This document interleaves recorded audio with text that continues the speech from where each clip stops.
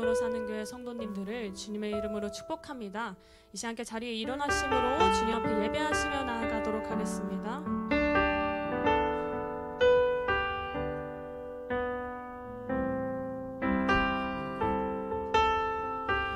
우리에겐 소원이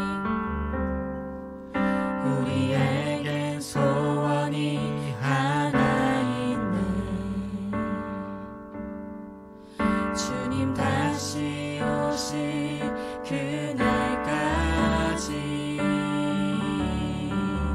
우리 가슴에 새긴 주의 십자가 사랑, 나의 교회를 사랑케 하네. 주의 교회를 향한 우리 마음, 희생과 포기와 가난과 고난, 하물며 죽음조차 우릴 막을 수 없네. 우리 교회는 이 땅에 희망, 교회를 교회되게, 예배되게 우리 사용하소서. 진정한 부흥의 날 오늘 임하도록 우리 사용하소서. 교회를 교회되게, 예배되게 우리 사용하소서. 진정한 부흥의 날 오늘 임하도록. 우리 다시 한번 우리 목소리 높여서 고백하며 나아갑니다. 교회를 교회되게, 예배되게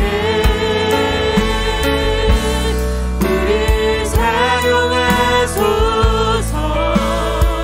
진정한 부흥의 날 오늘 임하도록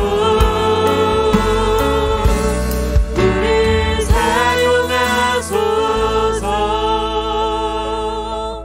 하나님 성령 하나님께서 우리를 하나 되게 하여 주시옵고 우리를 사용하여 주시옵소서.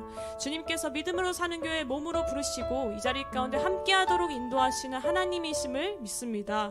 우리가 그 몸된 교회가 되어서 하나 되는 마음으로 그 성령 하나님의 인도하심을 받아서 함께 그 주님을 찬양하며 주님을 경배하며 나아갈 수 있도록 주님 인도자 되어 주시옵소서. 이 예배의 주관자 되시는 그 주님만을 높여드리며 이 모든 말씀 우리 주 예수 그리스도의 이름으로 기도드렸습니다. 아멘.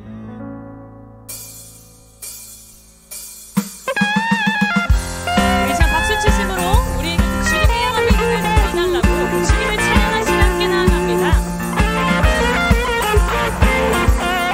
여러분 고백합니다. 나주의 믿음 갖고 홀로 걸어도, 나주의 믿음 갖고 실망치 않아.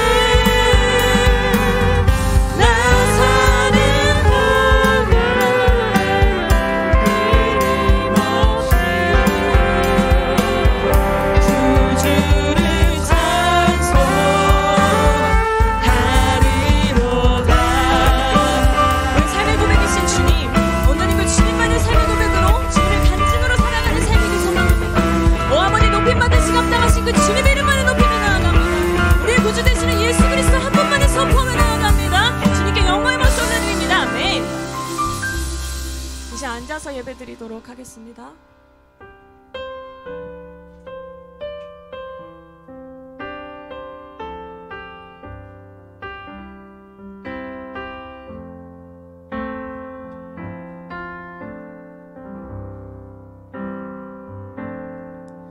주님 말씀하시며 내가 나가리다. 주님 뜻이 아니면 내가 멈춰서리다. 나의 가고 서는 곳 주님 뜻에 있으니 오 주님 나를 이끄소서. 뜻하신 그곳에 나 있기 원합니다. 이끄시는 대로 순종하며 살리니 연약한 내 영혼 통하여 일하소서. 주님 나라와 그 뜻을 위하여 오 주님 나를 이끄소서. 그 주님의 말씀을 따라서 그 주님의 인도하심에 따라 사는 삶에게 소망합니다. 이제 우리의 믿음의 간증으로 다시 한번 주님 앞에 예배하시며 고백합니다. 주님 말씀하시며 주님 말씀하시며 내가 나가리다. 주님 뜻이 아니면 내가 멈춰서리다. 나의 가고 서는 곳 주님 뜻에 있으니 오 주님. 우리 다시 한번 우리 믿음의 고백으로 주님 말씀하시면 주님 말씀하시며 내가 나가리다. 주님 뜻이 아니면 내가 멈춰서리다. 나의 가고 서는 곳 주님 뜻에 있으니 오 주님 나를 이끄소서. 뜻하신 그곳에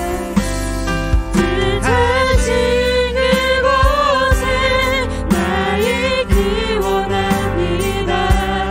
이끄시는 대로 순종하며 살리니 연약한 내 영혼 통하여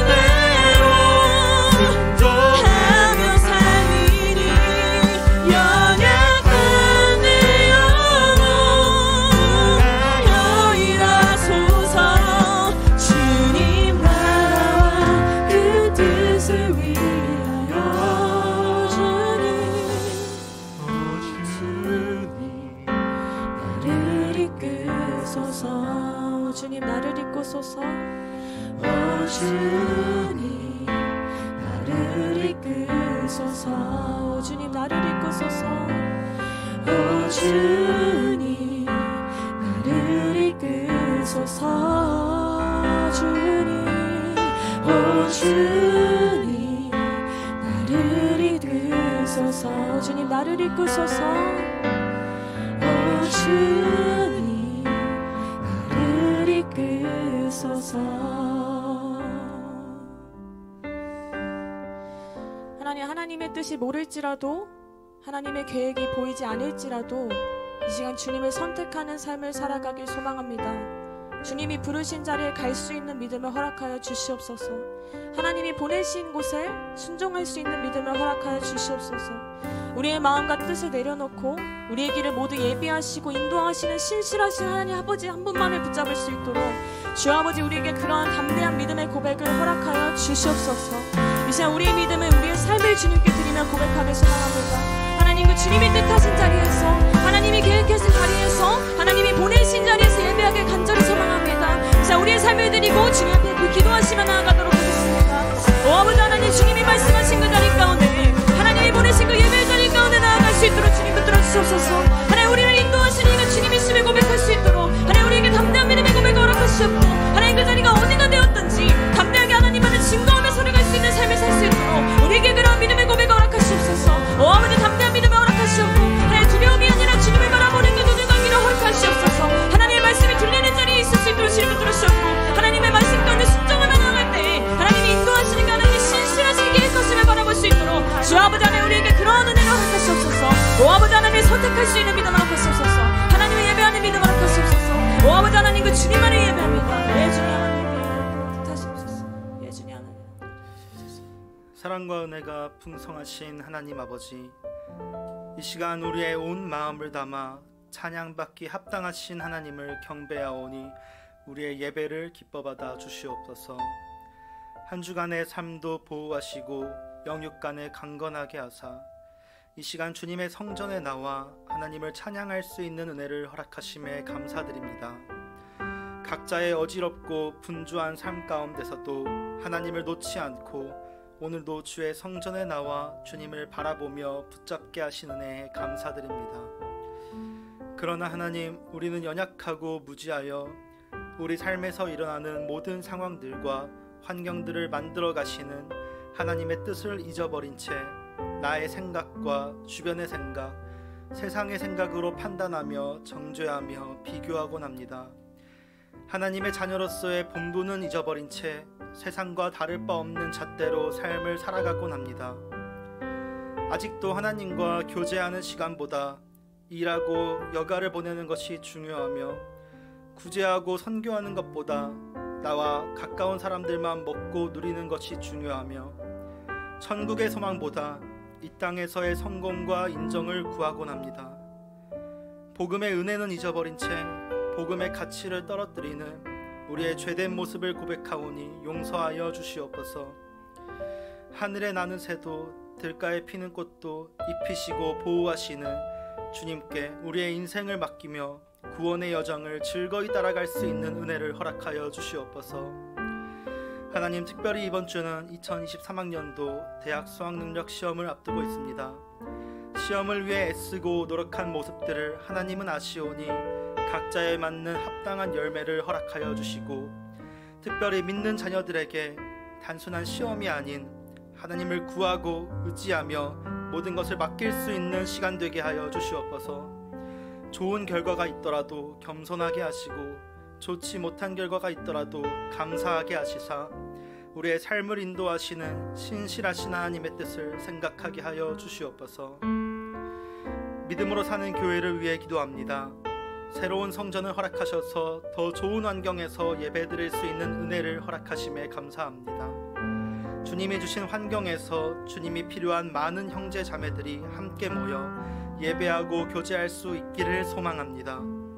하나님이 세우신 교회는 무너지지 아니하고 쓰러지지 아니하는 줄 믿사오니 이 시대에 믿음으로 사는 교회를 세우시고 우리를 이곳에 부르신 뜻을 생각하고 바라보오니 비록 우리의 현실과 상황이 뜻대로 되지 않고 우리의 생각과 마음이 의심하고 낙심할 때가 있더라도 믿음으로 이겨내고 승리하며 굳건히 걸어갈 수 있게 하여 주시옵소서. 우리 교회가 하나님이 부르시고 세우시는 교회로서 옥수동 지역뿐만 아니라 우리나라에 복음의 능력을 전하게 하시고 일본 땅을 비롯하여 세계 각국 복음이 필요한 곳에 복음을 전할 수 있는 귀한 사명을 감당하게 하여 주시옵소서.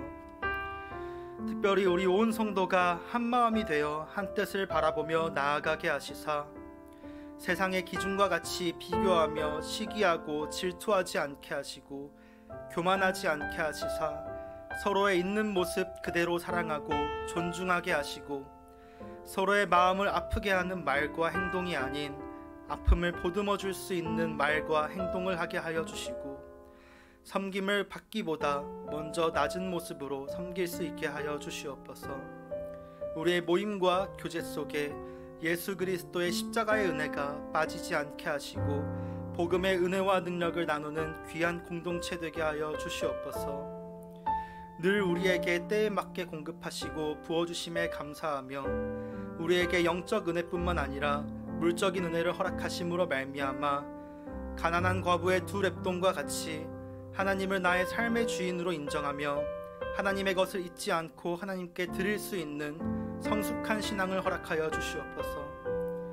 이 시간 말씀을 전하시는 김경훈 담임 목사님의 영과 육의 강건함을 더하시사 말씀의 은혜가 넘치게 하시고 그 말씀이 듣는 성도들에게 하나님의 뜻과 마음이 전해지게 하여 주시옵소서. 늘 겸손히 잠잠하게 하나님 앞에 나아가는 귀한 목회자 되게 하여 주시고 몸과 마음이 지치지 않도록 때에 맞는 은혜를 공급하여 주시고 목사님의 가정 가운데 늘 동행하고 보호하여 주시옵소서. 교회를 위해 섬기는 박준현 목사님과 김대진 목사님을 기억하여 주시사 이 시대에 필요한 충성된 주의 종 되게 하여 주시고 언제나 성령 충만함을 허락하여 주시사 교회와 성도들을 위하여 기도하고 사랑하는 목회자 되게 하여 주시옵소서. 교회를 위해 수고하고 헌신하는 손길들을 기억하여 주시사 하나님이 주시는 기쁨으로 섬기게 하여 주시고 각자에게 필요한 은혜를 허락하여 주시옵소서. 우리 믿음으로 사는 교회 온 성도님들 가운데 말씀의 은혜가 있게 하시고 성령 충만으로 이 땅 가운데 살아가게 하여 주시옵소서. 특별히 이태원 참사를 비롯한 많은 사회의 아픔 속에 유가족들과 상처받은 자들을 위로하여 주시고 사회의 아픔과 슬픔을 위해 믿는 성도들이 먼저 기도하고 위로하게 하여 주시옵소서. 오늘 예배 가운데에도 함께 하시는 주님의 은혜에 감사하며 살아계신 우리 주 예수 그리스도의 이름으로 기도합니다. 아멘. 할렐루야. 예배 자리 가운데 나오신 믿음으로 사는 교회 성도님들을 주님의 이름으로 축복합니다. 이상 좌우 앞뒤 바라보시면서 함께 축복하시며 고백합니다. 평화 하나님의 평강이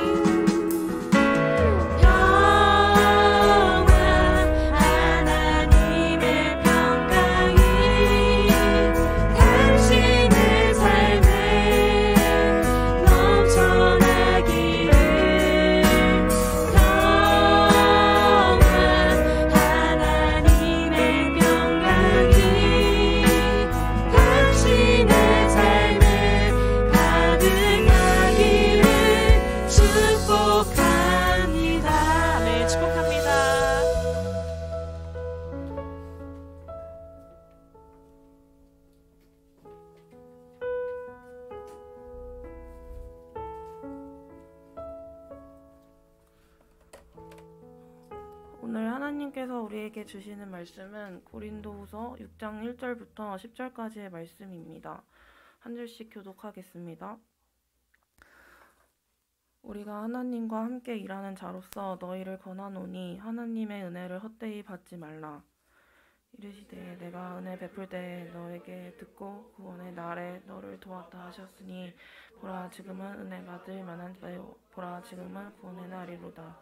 우리가 이 직분이 비방을 받지 않게 하려고 무엇에든지 아무에게도 거리끼지 않게 하고 오직 모든 일에 하나님의 일꾼으로 저천하여 많이 견디는 것과 환난과 궁핍과 고난과 매 맞음과 갇힘과 난동과 수고로움과 자지 못함과 먹지 못함 가운데서도 깨끗함과 지식과 오래 참과 지혜와 가마와 거짓은 없는 사람과 진리의 말씀과 하나님의 능력으로 의 무기를 좌우에 가지고 평강과 율됨으로 그러했으며 악한 이름과 아름다운 이름으로 그러했으니라.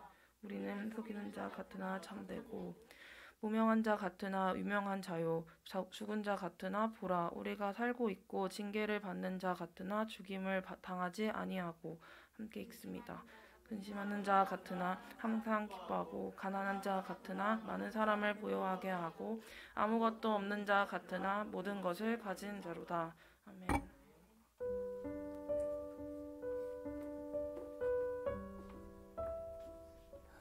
할렐루야. 주일날 이렇게 오신 여러분들 주님의 이름으로 축복하고 환영합니다. 우리 좌우에 있는 분에게 이렇게 한번 인사하겠습니다. 예수님이 나의 간증이십니다. 예수님이 나의 간증이십니다. 네. 여러분의 삶에 하나님이 주시는 간증으로 충만하기를 주 이름으로 축복합니다. 자, 오늘 교회 소식 몇 가지 좀 알려드리겠습니다. 오늘은 매월 둘째 주 주일은 우리가 다음 세대를 위해서 비전 헌금을 하는 날입니다. 여러분들께서 구별하셔서 이렇게 따로 저희가 헌금을 걷는 시간이 없기 때문에 구별하여 드려주시면 좋을 것 같습니다. 이제 다음 주면 드디어 추수감사 주일입니다. 하나님께서 어떤 명절을 주시니 절기를 주신 것은 그 절기에 대한 하나님이 우리에게 전하시고자 하는 메시지가 있기 때문입니다. 그래서 지난 한 해를 돌아보면서 하나님께서 우리에게 주신 그 은혜를 다시 깊이 묵상하고 주님 앞에 감사드리는 그런 귀한 시간이 되기를 축복합니다.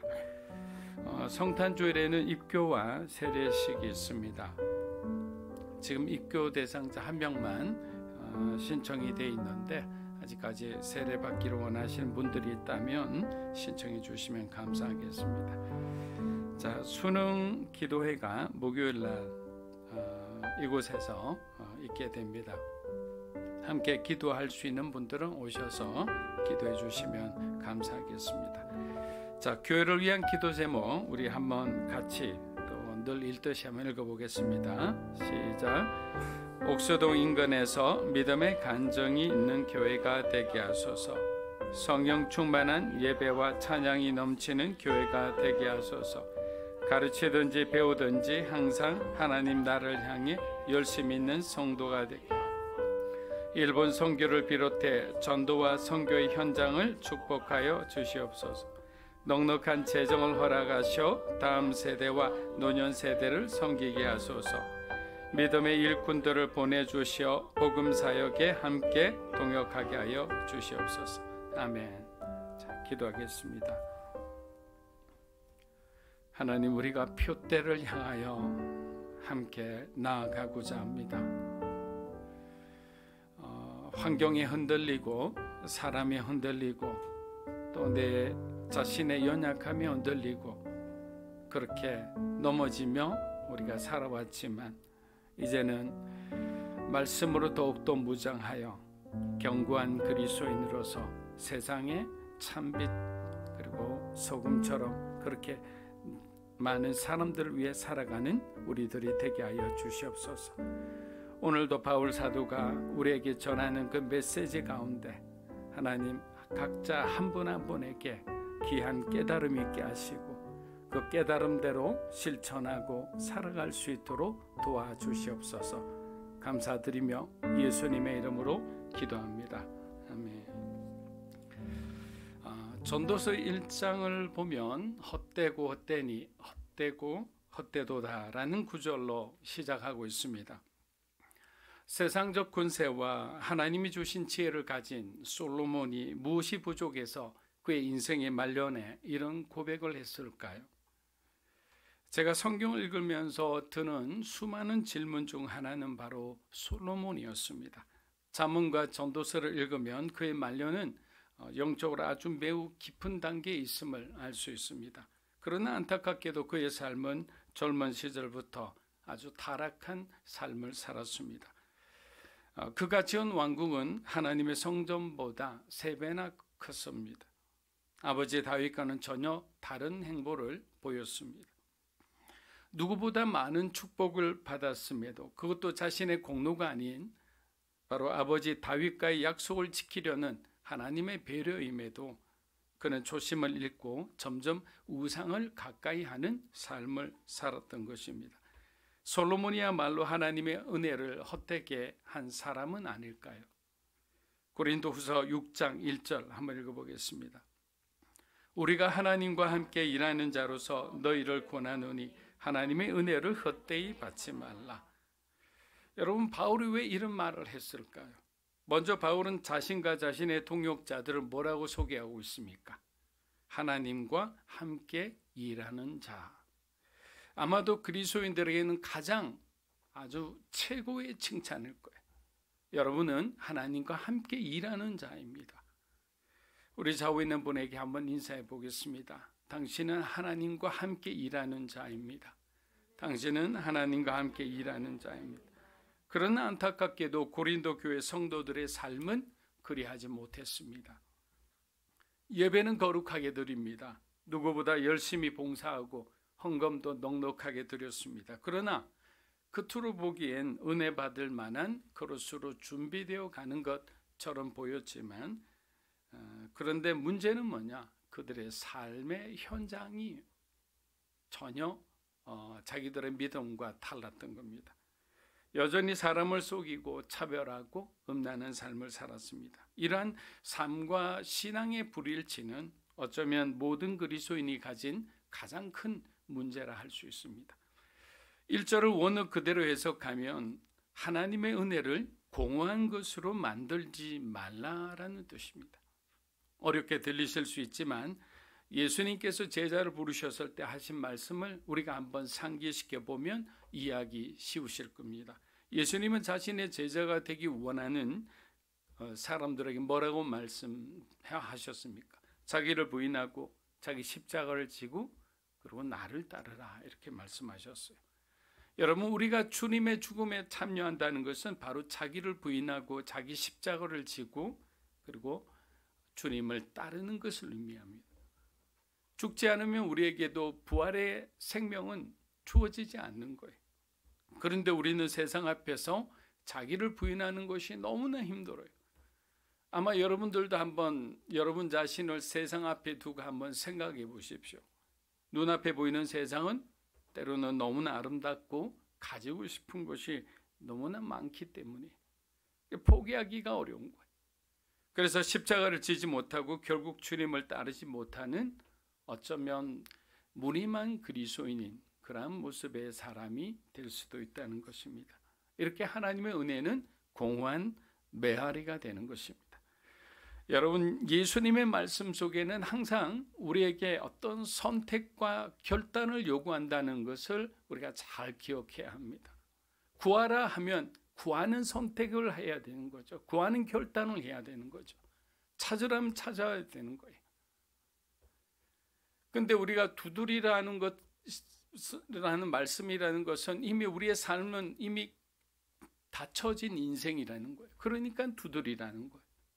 그럼 어떻게 하느냐? 우리가 말씀대로 순종했을 때 하나님께서는 우리의 인생의 문을 열어주시겠다는 거예요. 분명히 하나님께서는 우리에게 말씀 속에 길을 보여주셨는데도 불구하고 우리가 실천을 안 하니까, 우리가 순종을 하지 않으니까 소위 우리가 부르는 그 기적은 우리의 것이 아닌 남의 것이 되는 거예요. 그렇게 순종한 사람들의 목이 되는 겁니다. 신앙은 아주 간단한 거예요.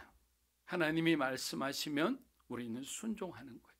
말씀하신 대로 순종할 때 여러분의 삶에 놀라운 기적이 일어나리라 믿습니다. 요셉은 하나님의 꿈을 지키기 위해 목숨까지도 내놓은 사람이었습니다. 여러분, 우리가 그 당시 요셉이 있었던 상황을 보면 요셉은 언제든지 죽을 수도 있는 그런 상황이었습니다. 보디발의 아내가 자신의 자존심의 상처를 받아서 보디발에게 얼마나 많은 요구를 했겠습니까? 요셉을 죽이라고 밤마다 그렇게 요구를 했을 거예요. 그러나 보디발은 하나님이 그의 마음을 지켜주신 거예요. 그는 지혜로운 사람이었습니다. 그는 요셉의 성품을 너무도 잘 아는 사람이었습니다. 하나님께서는 그에게 딱 맞는 사람을 붙여주신 거예요.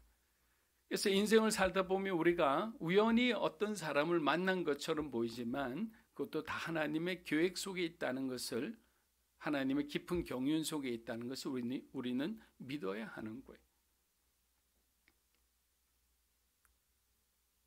고린도후서 6장 2절에서 3절 우리 한번 읽어보겠습니다. 이르시되 내가 은혜 베풀 때 너에게 듣고 구원의 날에 너를 도왔다 하셨. 보라 지금은 은혜 받을 만한 때요, 보라 지금은 구원의 날이로다. 우리가 이 직분이 비방을 받지 않게 하려고 무엇이든지 아무에게도 거리끼지 않게 하고. 자, 거짓 교사들의 책동으로 적지 않은 사람들이 목회자 바울의 복음을 확신하지 못했습니다. 그들은 자주 흔들렸고 진정한 믿음에 이르지 못했습니다. 바울은 이런 고린도 교회를 안타까움과 괴로움으로 바라보았습니다. 바울은 이사야서 49장 8절을 인용하여 지금은 구원의 날이다 이런 말로 합니다. 조금 더 쉬운 말로 하면 지금이야말로 하나님의 말씀을 듣고 전해야 하는 시간이다라는 말입니다.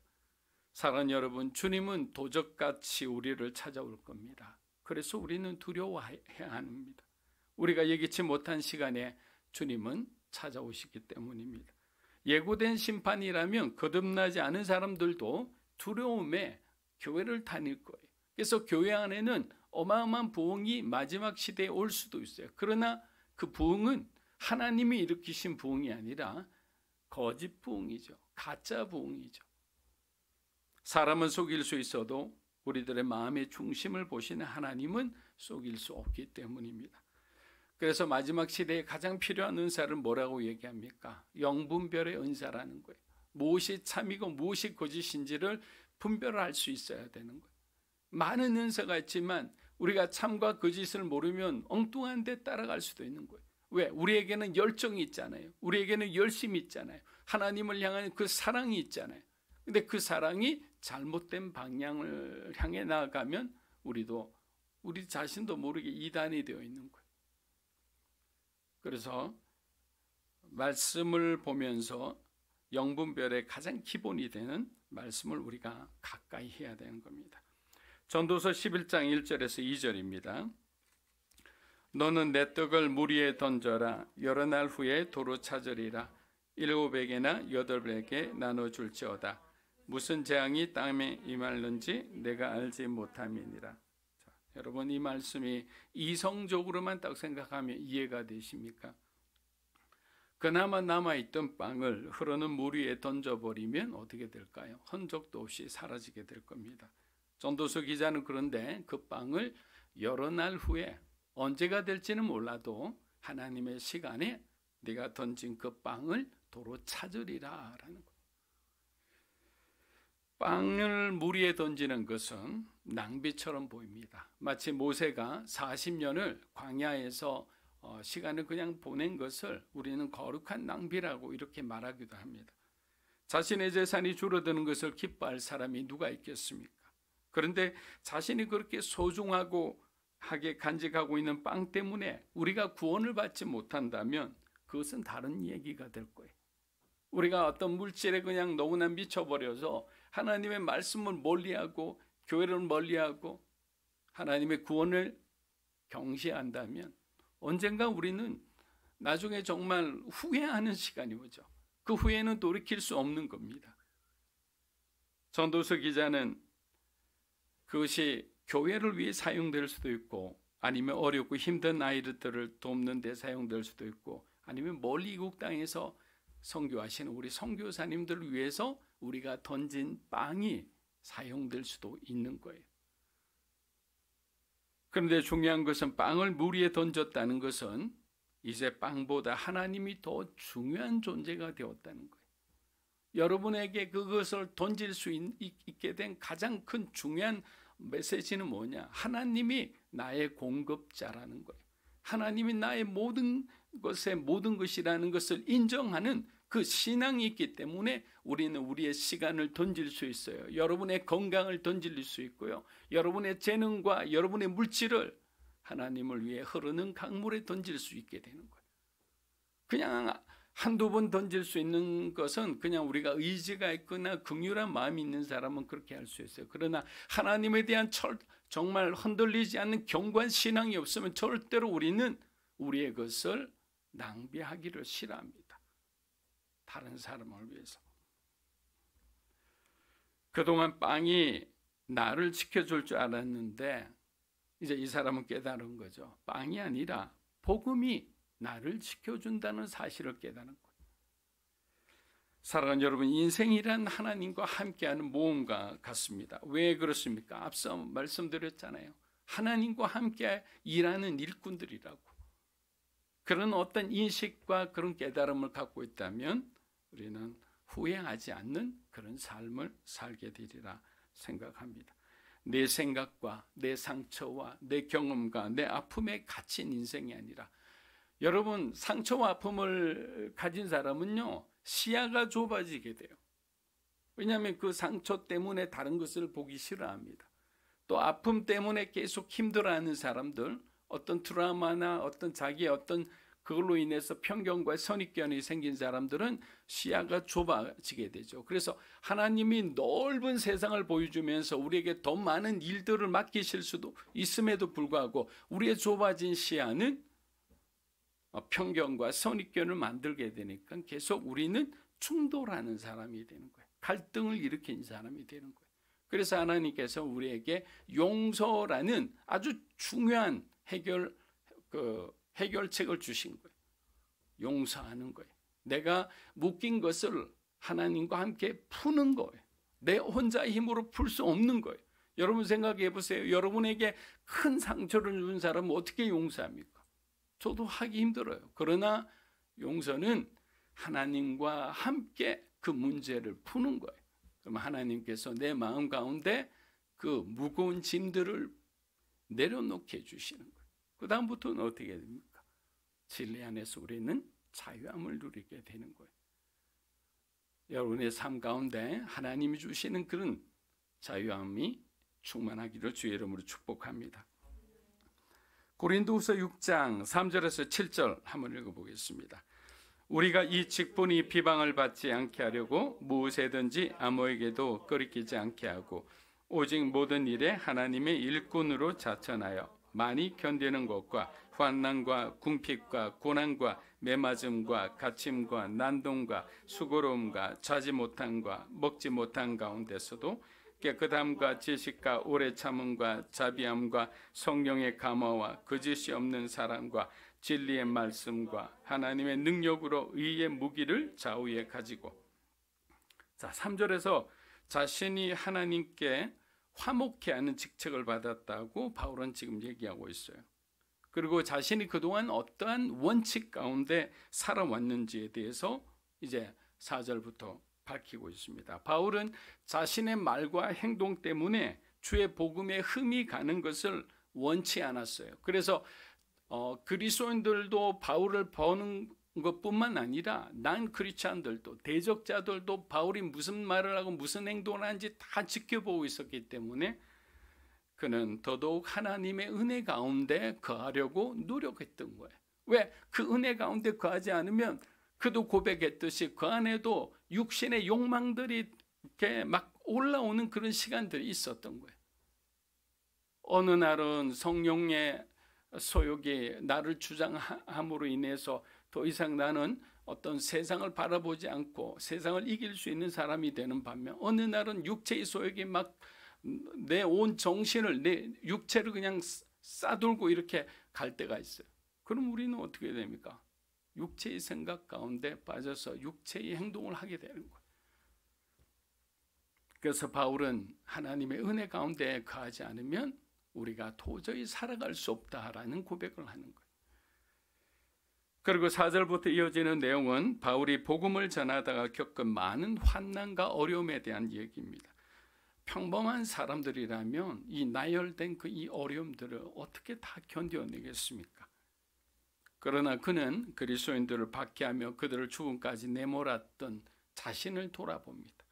그런 자신을 다메섹 도상에서 예수님께서 직접 콜링하시어 이방인의 사도로서 거룩한 사명을 주셨는데, 내가 환난과 궁핍과 고난과 매맞음과 이 수고로움을 내가 이것 때문에 주의 복음을 전하지 않았어야 되겠느냐, 이런 생각인 거예요. 당연한 대가로 그렇게 받아들였던 겁니다. 사랑하는 여러분, 바울처럼 확고한 자기 정체성을 가진 사람은 모든 것을 극복하고 이길 수 있는 인내를 가집니다. 제가 예전에 인내를 뭐라고 정의해 드렸죠? 문제를 바라보지 않고 하나님을 바라보는 것이 인내라고 했습니다. 문제를 바라보면 나는 인내할 수 없어요. 또 사람을 바라보면 나는 인내할 수 없어요. 그러나 사람과 문제 대신에 우리가 하나님을 바라보는 거예요. 그러면 우리가 그 하나님의 시간까지 견딜 수 있는 것입니다. 수많은 어려움들을 참고 견디고 버틸 수 있는 힘은 바로 우리와 예수 그리스도의 관계에서 나오는 거예요. 그래서 늘 주님과의 아주 말씀과 여러 가지 기도의 관계를 가지는 사람들은 세상의 어떤 어려움에 대해서 쉽게 흔들리지가 않은 것입니다. 자, 우리 6장 4절만 다시 한번 읽어보겠습니다. 오직 모든 일에 하나님의 일꾼으로 자천하여 많이 견디는 것과 환난과 궁핍과 고난과. 자, 바울은 모든 일에 하나님의 일꾼으로 자천했다고 고백하고 있습니다. 남들이 하기 싫은 일들, 누구나 보기에도 위험한 일들, 이러한 일들을 가리지 않고 주님의 일이라면 자원하여 기쁨으로 헌신했습니다. 그런데 어떨 때 우리는 참 계산적인 헌신을 할 때가 있습니다. 이것은 예수님의 삶과 전혀 다를 뿐 아니라 사도 바울의 가르침과도 다르다고 생각합니다. 사랑하는 여러분, 바울은 하나님 나라에 대한 이해와 그에 대한 지식이 가장 탁월한 사람이었습니다. 그는 살아있을 때 삼청천의 하늘을 경험한 사람이었어요. 그러니까 하나님 나라를 경험한 사람이니까 그보다 더 하나님 나라에 대해서 잘 알 수 있는 사람이 누가 있겠습니까? 그러니까 바울 사도의 그 편지 안에 있는 하나하나의 메시지가 능력이 있는 거예요. 우리를 깨우쳐 주는 거예요. 그 메시지를 우리가 받아들이고 그렇게 살아가려고 노력하는 순간 하나님 우리에게 변화와 성숙을 주는 거예요. 이 변화와 성숙이라는 것은 성령 충만한 사람들에게만 나타나는 증거이기 때문입니다. 그런데 성령 충만한 사람이 변화하지 않았다, 이거는 성령 충만하지 않은 거죠. 여러분이 은혜를 받았다, 그러면 우리는 지금까지 내가 살았던 그 인생을 내려놓고 이제는 하나님이 원하는 인생으로 여러분이 터날 거예요. 그러니까 변화되는 거죠. 그리고 과거보다 우리의 성품이 점점 더 익어가는 거예요. 그런 그가 선택한 삶은 겸손이었습니다. 하나님과 이웃들을 향한 겸손한 삶이 바울의 삶이었습니다. 바울은 하나님의 은혜는 항상 낮은 곳으로 흐른다는 사실을 알고 있었습니다. 낮은 곳에 낮은 곳을 향해 멈추지 않고 흐르는 그 은혜를 맛보고 누리기 위해서는 우리들도 더욱 낮아질 수밖에 없는 것입니다. 사랑하는 여러분, 겸손과 굴욕이란 단어는 한 단어에서 나왔더라고요. 겸손은 humility라는 단어예요. 굴욕은 humiliation이에요. 자신이 원래 있어야 할 자리보다 낮은 자리로 가면 겸손이 되고, 자신이 있어야 할 자리보다 높은 곳으로 가면 어떻게 됩니까? 굴욕을 당하는 거예요. 예수님께서 말씀하셨잖아요. 잔치상에서 자기 스스로 상석에 앉은 사람은 결국엔 말석에 앉게 되고, 말석에 앉은 사람은 벗됨으로 인해서 상석에 앉게 되는 거예요.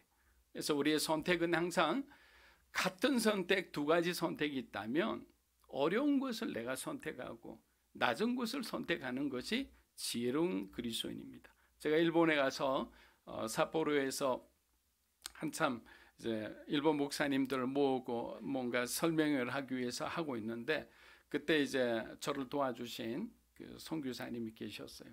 아주 30년 정도 일본에 헌신한 분인데, 그분이 자기의 경험을 얘기하면서 제가 지금 방금 말씀드린 그런 얘기를 하더라고요. 자기가 처음에 와서는 일에 대한 욕심이 있으니까 사역을 잘하고 사역 보고를 한국에 있는 모교에 막 열심히 나 이렇게 잘하고 있어, 많은 열매를 맺고 있어, 이런 걸 얘기하고 싶으니까 두 가지 선택 중에 항상 자기는 좋은 것을 선택했대요. 이왕이면 높은 자리를 선택했대요. 그런데 일이 되지를 않는 거예요. 오히려 사람들이 자기를 오해하기 시작하는 거예요. 그리고 깨달은 거예요. 아, 그리스도인들은 낮은 곳을 선택하는구나.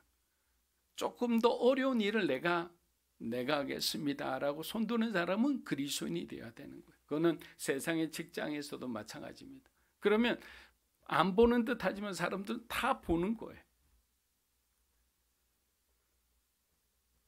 사랑하는 여러분, 우리들도 인생을 살다 보면 내가 지금 걸어가고 있는 그 궤도가 아닌 새로운 인생의 궤도를 바꾸고 수정할 때가 있는 거예요.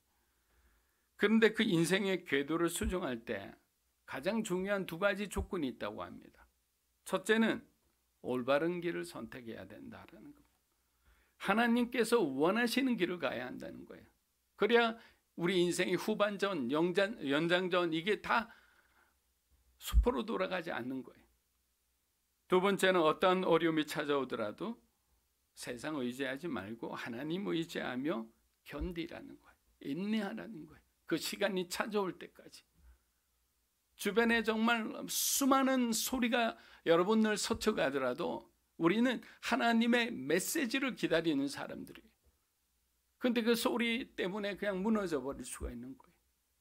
복음은 메시지입니다. 소리로 전달되지 않습니다. 고린도후서 6장 8절에서 10절. 자, 말씀을 마무리합니다. 한번 읽어보겠습니다. 영광과 욕됨으로 거래했으며 악한 이름과 아름다운 이름으로 거래했느니라.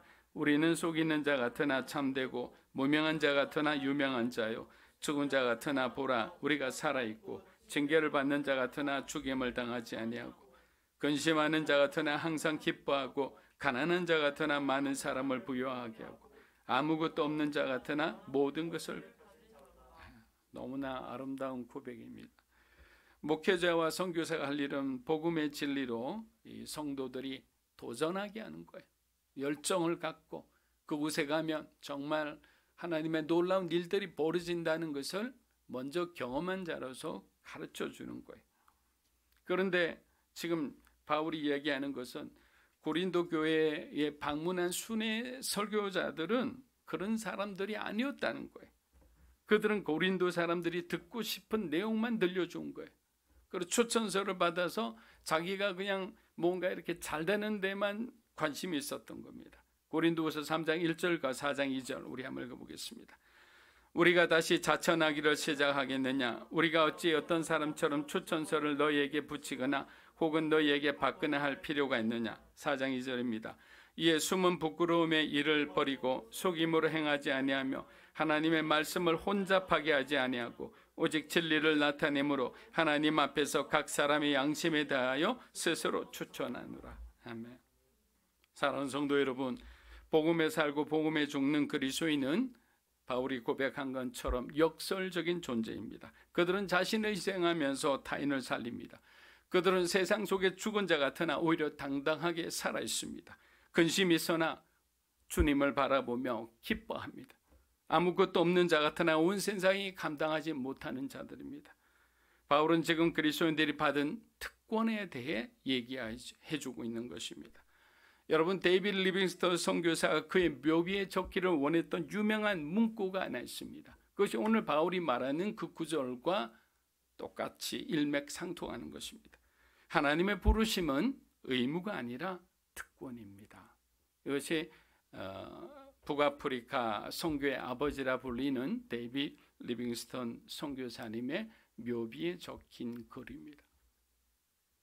하나님의 부르심은 의무가 아니라 특권이라는 거예요. 여러분, 저와 여러분에게 특권을 주신 하나님께 감사하며 기쁨과 자원함으로 우리 주님의 일을 하는 저와 여러분이 되시기를 주의 이름으로 축복합니다. 아멘. 자, 이 시간 하나님 앞에 기도하며 나아갔으면 합니다.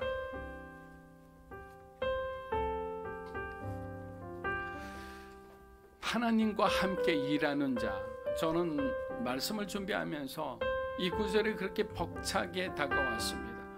주님의 종으로 부름받고 목회자로 이렇게 살아가지만 정말 나는 하나님과 함께 일한 적이 과연 몇 번이나 있는가? 나는 그렇다고 생각하지만 내가 먼저 앞서가거나 아니면 너무 뒤처지지는 않는가? 하나님의 시간과 하나님의 타이밍을 맞추기가 너무나 어려운 거예요. 이 시간 우리가 함께 기도했으면 좋겠습니다. 하나님과 함께하는 자가 되게 해주십시오. 주님과 동행하면서 하나님 나라의 그 영광을 위해 귀하게 쓰임받는 우리 한 사람 한 사람 되게 하여 주시옵소서. 특별히 우리 사랑하는 자녀들의 삶을 하나님 지키고 보호해 주시고 그들의 삶이 성경적인 삶이 되고 믿음으로 충만한 삶이 되고 하나님을 위해서 정말 세상의 빛처럼 주님께서 귀한 영적 리더십을 허락하여 주시옵소서. 우리 함께 기도하며 나갑니다. 살아계신 아버지 하나님 감사합니다. 믿음으로 살아가는 하나님의 사람들 이 시간 기억하여 주시옵소서. 우리 마음대로 살아왔던 하나님을 무시하고 또 우리가 정말 열정으로만 살아왔던 그 모든 시련들을 하나님 이 시간 회개합니다. 우리가 다시 한번 일어나게 하여 주시고 우리가 깨어나게 하여 주시고 한 사람 한 사람 성령 충만하게 하여 주시고 진리 가운데 가게 하시고 정말 우리 모든 자녀들이 하나님의 말씀을 삼아 그들에게 하나님의 은혜를 하여 주시고 요셉처럼 다윗처럼 주님의 그 마음을 품고 살아가는 성실한 정말 믿음으로 충만한 사람들 되게 하여 주시옵소서. 언제나 우리가 뒤돌아봅니다. 항상 우리의 정말 이 과거가 정말 우리가 살다가 우리 인생의 그 미래의 발목을 잡지 않도록 도와주시옵소서. 믿음으로 충만하게 하여 주시옵소서. 믿음으로 충만하게 하여 주시옵소서.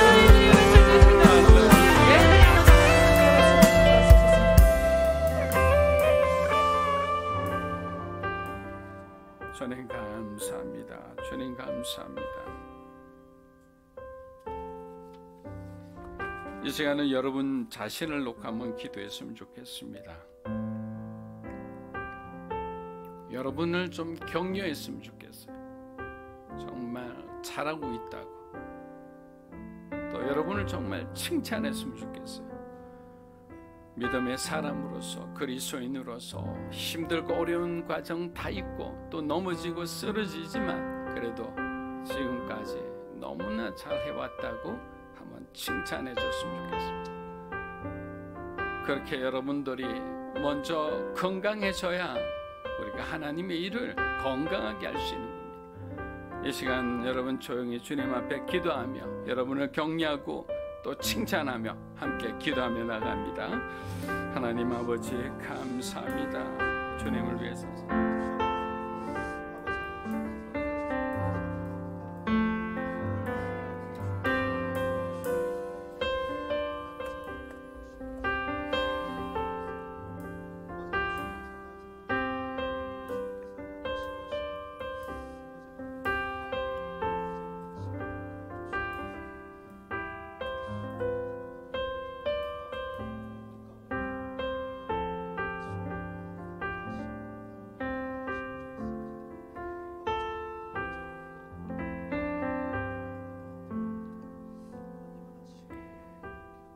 우리는 속이는 사람 같으나 진실하고 무명한 사람 같으나 유명하고 죽은 사람 같으나 보십시오 살아 있습니다.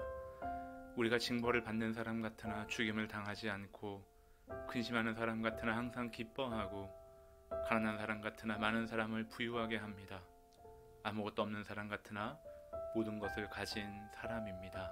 아멘. 우리가 우리 자신을 그리고 우리 교회를 이 땅을 하나님의 눈으로 하나님의 법으로 하나님의 마음으로 바라볼 수 있게 해달라고 기도했으면 합니다. 우리가 늘 괴롭고 갈급한 이유는 사실 세상의 기준으로 보기에 우리가 무명한 사람 같고 죽은 사람 같고 징벌을 받는 사람 같고 근심하는 사람 같지만 우리가 하나님의 눈에서는 영원히 변치 않을 하나님의 영광을 따라가는 그리스도의 형상대로 지음받은 사람인 것을 기억하면서 하나님, 우리의 영원한 승부가 우리에게 달린 이 목숨이 다하는 날 하나님 앞에 섰을 때 하나님에게 인정받는 나와 우리 가정과 교회 공동체가 되게 해달라고, 우리가 이 땅을 살아가지만 늘 아버지의 마음과 눈으로 우리 자신과 교회와 세상을 바라보게 해달라고 우리가 함께 기도했으면 합니다. 기도합니다.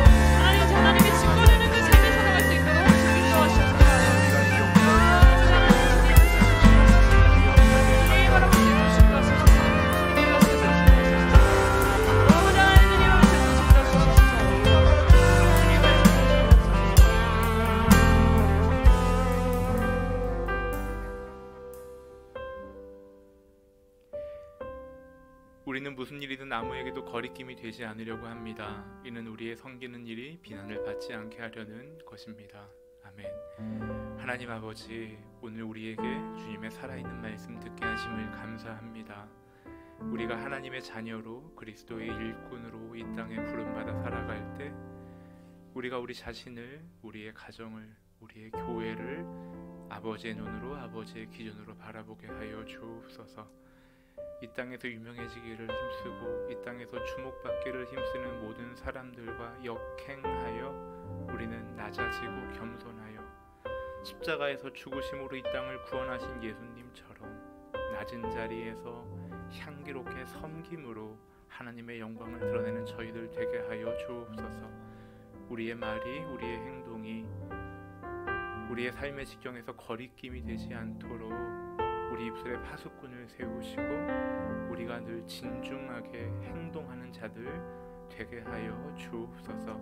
성도들의 삶의 지경에 찾아가 주시고 하나님, 우리의 모든 약함을 하나님의 강함으로, 우리의 모든 무질서를 하나님의 질서와 평안으로 바꾸어 주옵소서.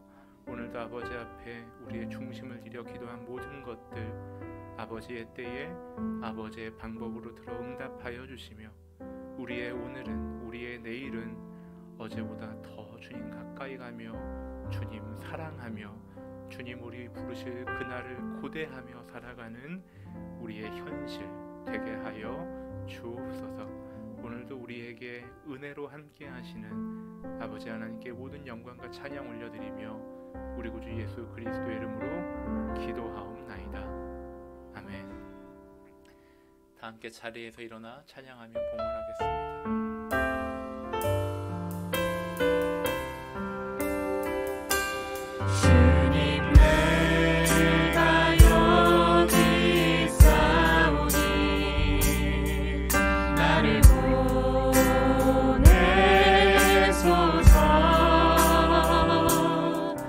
나의 마음 나의 몸 주께 드리오니